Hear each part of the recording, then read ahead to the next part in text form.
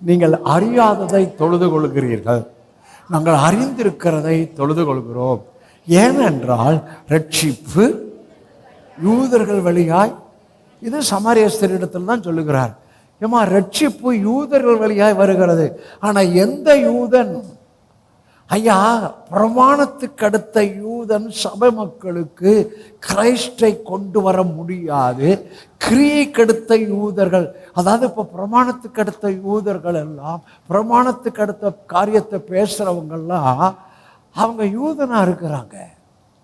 அவங்க என்ன, குமாரன், தேவனுடைய பிள்ளை, மேலே இருக்கிற ஒருத்தர் எனக்கு டாடி இருக்கிறார், எனக்குள்ள ஒரு தாய் ஹோலி ஸ்பிரிட் இருக்கிறார், எனது சென்ஸுக்குள்ளே அவங்க இன்னும் வரலை. இங்கே அவர் சொன்னார் பாருங்க, ரட்சிப்பு யூதர்கள் வழியாய் வருகிறது, கிரியை செய்கிற யூதன் வழியாய் அல்ல. கிருபையினாலே விசுவாசத்தை கொண்டு ரட்சிக்கப்பட்டீர்கள். கிருபையை சார்ந்துக்கிட்டா, விசுவாசத்தை சார்ந்துக்கிட்டா உங்களுக்கு ரட்சிப்பு வருது.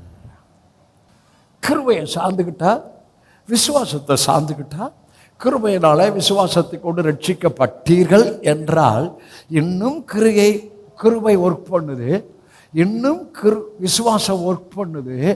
ஆகவே அந்த கிருபை விசுவாசம் ரெண்டையும் சார்ந்து கொண்டால் அவர்களுக்கு ரட்சிப்பு வருகிறது.